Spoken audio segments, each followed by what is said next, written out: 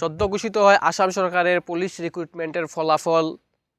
উত্তীর্ণ হয় অনেক গ্রামাঞ্চলের ছাত্রছাত্রীরা এবং অনেক চা জনগোষ্ঠীর এবং আর্থিক দিক দিয়ে পিছিয়ে পড়া অনেক পরিবারের ছাত্রছাত্রীরা। এই ফলাফলের কারণে অনেক আর্থিক দিক দিয়ে পিছিয়ে পড়া পরিবারে ফুটেছে আশার আলো। আমরা ইতিমধ্যে রয়েছি বৈকুণ্ঠপুর গাঁও পঞ্চায়েতের অধীনে কুরকুরি চা বাগানে।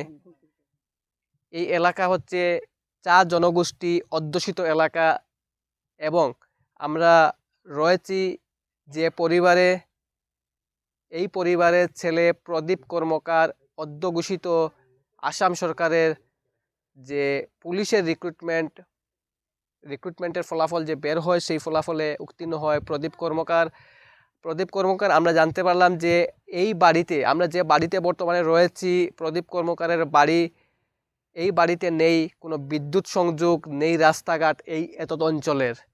আজ স্বাধীনতার ৮ দশকে পা দিয়েছে, কিন্তু এই এলাকায় নেই রাস্তাঘাট, নেই বিদ্যুৎ সংযোগ।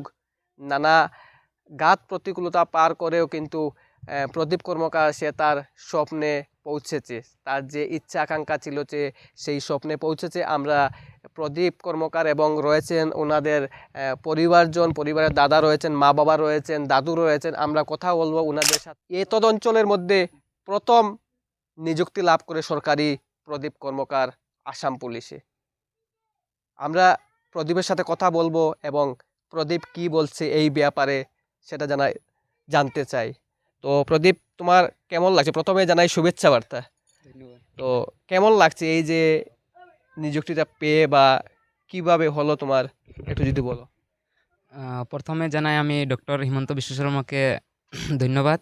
এবং গতকালকে 10 অক্টোবর আমাদের ফলাফল ঘোষণা হয়। এতে আমি পুলিশ কনস্টেবলে পাস করেছি এবং আজকে খুব আনন্দিত আমি এবং নিজে আমার পরিবার সবে, আমাদের গ্রামে এবং আমাদের সবকই অনেক আনন্দিত।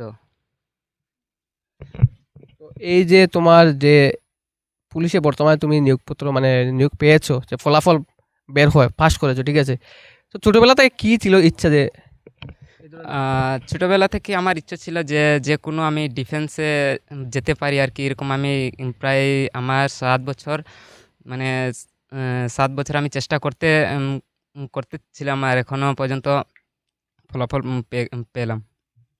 তো প্রতিভা থেকে বুঝতে পারলাম যে ছোটবেলা থেকে ইচ্ছা ছিল ডিফেন্সে চাকুরি করার, কিন্তু বর্তমানে সেই তার যে স্বপ্ন ছিল, স্বপ্ন বাস্তবায়িত হয়েছে নিশ্চয় কঠিন পরিশ্রমের ফলে। এবং প্রতিভা আমরা জানতে পারলাম যে খবর সূত্রে যে এই গ্রামে কোনো বৈদ্যুতিক সম্পর্ক নেই।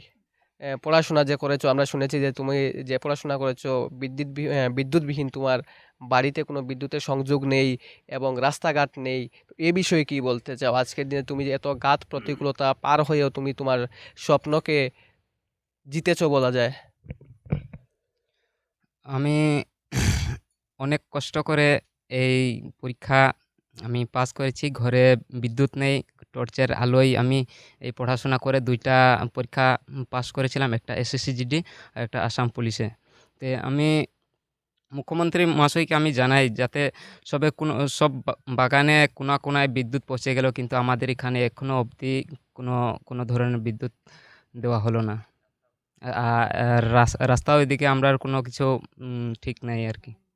এখানে রয়েছেন প্রদীপের মা, প্রদীপ কর্মকারের মা। আমরা প্রদীপ কর্মকারের মা থেকে জানবো ওনার অনুভব কি, ছেলে যে এই চাকরি পেলো, আপনি কি বলবেন, কেমন লাগছে আপনার? খুব আনন্দ লাগলো। আমি তো বাগানের কাজ করি, পাতি তুলি, লড়কা বাচ্চা অতটা পড়ালেখা শেখাইছি। বেজান কষ্ট আমাদের, লালাঘাট পার হতে লাগে, এক তো রাস্তা নাই, কারেন্ট নাই, কিছু নাই, ল্যাম্প দিয়ে তার পড়াইছিলি। তো আজকে এই যে কষ্ট করে যে আপনি পড়াইছেন, তো এটা লই কিতা মনে করেন যে এটা কাজও লাগছে নি? ওই খুশি লাগছে। তো আসাম সরকারের কিছু কইতে চাইনি মামারে? ধন্যবাদ। আমরা প্রদীপ কর্মকারের মার সাথে কথা বললাম এবং জানতে পারলাম যে উনার অনুভব, এবং উনি একটা কথা বলেছেন যে উনি বাগানের কাজ করেন।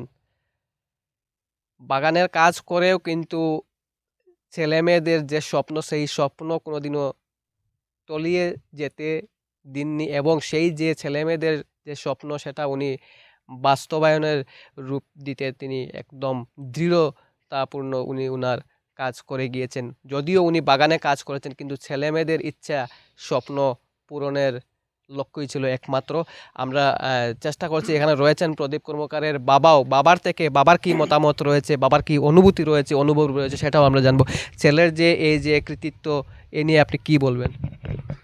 ও আমার তো কষ্ট তো লেখা নিয়ে কষ্ট, ক্ষেত বাড়ি করেছি, এক ছুটোর নিয়ে ক্ষেত বাড়িও করেছে, এর বাদে পড়াশোনা করেছে, এর বাদে বহুত কষ্ট করে স্কুলকে পড়েছে, ঝড় বৈশাখ তুফান পানি সব কিছু ইয়ে করে পড়েছে।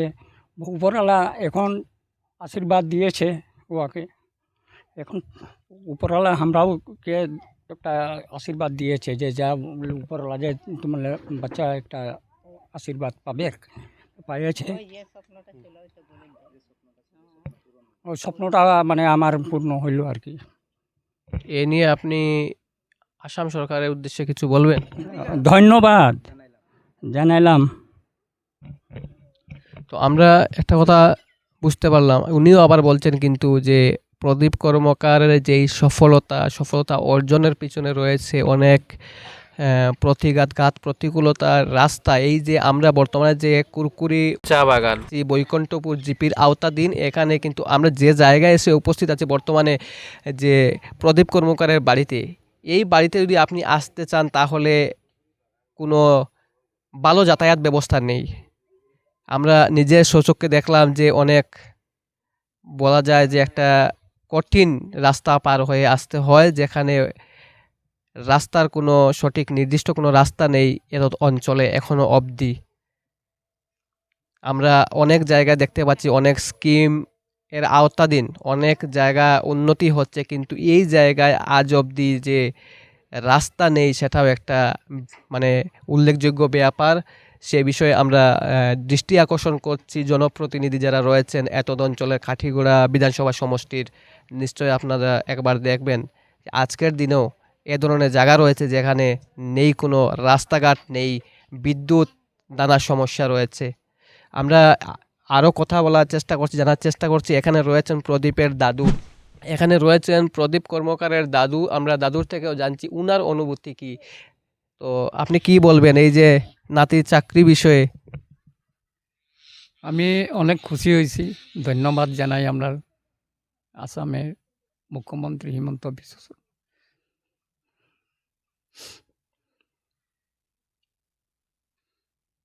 কি বলবো, অনেকদিন আমরা একটু হয়েছি, সফল হয়েছি, আমরা খুব খুশি হয়েছি। আমরা যে টি গার্ডেন থাকি, যে আমাদের ছেলেগুলা যে আজকে এই সরকার থাকায় আজকে চাকরি পাইতেছেন, কিন্তু আজকে এই প্রদীপ কর্মকারের তার বাবা তার মা অনেক কষ্ট করছে,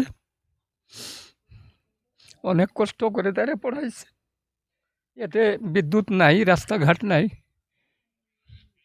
এর ভিতরে পড়াশোনা করছে, ঘরে ল্যাপটপ জ্বালাইয়া পড়ছে। আমরা অনেক খুশি হয়েছি। আমরা ধন্যবাদ জানাই আমাদের মুখ্যমন্ত্রী হিমন্ত বিশ্ব শর্মা। আপনার নামটা কি? আমার নাম সুখ কর্মকার। ঠিক আছে, ধন্যবাদ আপনাকে। তো আমরা একটা জিনিস দেখতে পেলাম যে উনি প্রদীপ কর্মকারের যে দাদু রয়েছেন ওনার সাথে আমরা কথা বললাম, উনি কিন্তু আবেগিক হয়ে পড়েছেন যে নাতির এই সফলতা নিয়ে, এবং উনিও কিন্তু বলছেন যে প্রদীপ কর্মকার অনেক ঘাত প্রতিকূলতা পার করে আজ এই সফলতা অর্জন করতে পেরেছে। আজকে তার যে স্বপ্ন ছিল সেই স্বপ্নের উদ্দেশ্যে পৌঁছেছে, বাস্তবায়িত করতে পেরেছে। আমরা এখানে ওনার প্রদীপের দাদা রয়েছেন, দাদার সাথে কথা বলার চেষ্টা করছি। দাদার অনুভূতি কি? যেহেতু দাদা একটা চা জনবসতি রয়েছে এলাকা, চা বাগান এলাকা, তো রাস্তাঘাট নেই, বিদ্যুৎ নেই, তারপরও কিন্তু প্রদীপ দেখা গেল যে প্রদীপের যে মনের যে ইচ্ছা, যে আকাঙ্ক্ষা, তার যে স্বপ্ন ছিল, স্বপ্ন কিন্তু পেছনে যায়নি, স্বপ্ন কিন্তু বৃথা যায়নি। তার যে স্বপ্ন ছিল সেই স্বপ্নে গিয়ে পৌঁছতে পারলো। তো এই বিষয়ে আপনি কি বলবেন? আমার উদ্দেশ্য আছে যে আমাদের ছোট ভাই, যে আমরা হইলাম তার, আমি এইলো কাকিমা, এইলো আমাদের কাকু, এইলাম তো কাকুর ছেলে, বড় না 3 নম্বর। তো আমাদের আজকে আসাম পুলিশে রেজাল্ট পেয়েছে, এই পাওয়ার কারণে আমরা সবেই মানে আনন্দিত আছি, আর সেই কারণে আমরা সবেই এখানে আছি। আর আমাদের যে হইলো যে আমাদের যে ভাই যে আজকে আসাম পুলিশে যে একটা রেজাল্ট পেইলো, আমরা তো খুবই খুশি আছি। আর আমাদের ঘরের পরিবার আছে, ওনার জেঠু আছে, জেঠিমা আছে, বৌদি আছে, ছোট বোন আছে, এরপরে আমাদের মামা মামি সবাই আছি আমরা এখানে, সবাই আমরা আনন্দিত আছি যাতে আমাদের ভাই আজকে খুব পরিশ্রম করে, এই কাকিমা আজকে অনেক পরিশ্রম করেছে, বাগানের পাতি তুলে আইনে আজকে কত পরিশ্রম করে, কাকু আছে, কাকু কত পরিশ্রম করে আজকে ছোটো ছোটো বাচ্চাগুলোকে কোলে নিয়ে, যখন আমরা এই যে নালা আছে, নালাতে জল হয়ে যেত, কোলে নিয়ে পার করে দিত, পার করে তারপরে স্কুলে যেত। এইখান থেকে প্রায় পড়ে যায় 5 কিলোমিটার হাই সেকেন্ডারি স্কুল। এইখান থেকে আওয়া যাওয়া, এই সময় গাড়ি ছিল না, অটো ছিল না। এই কষ্ট করে ছেলেকে পড়াইছে, এই কষ্ট করে আজকে সফলতা হয়েছে আমাদের ভাই। আমরা সবাই জানাচ্ছি, মানে আনন্দিত আছি। আর আমাদের যে আসামের মাননীয় মুখ্যমন্ত্রী হিমন্ত বিশ্ব শর্মাকে ধন্যবাদ জানাইলাম যে আমরা সবাই আনন্দিত আছি। তো আমরা এখানে কিন্তু দেখতে পারলাম যে প্রদীপ কর্মকারের বড় দাদা রয়েছেন, তো দাদার সাথে আমরা কথা বললাম এইমাত্র। দাদাও কিন্তু আবেগিক হয়ে পড়েছেন এই যে সফলতাকে নিয়ে।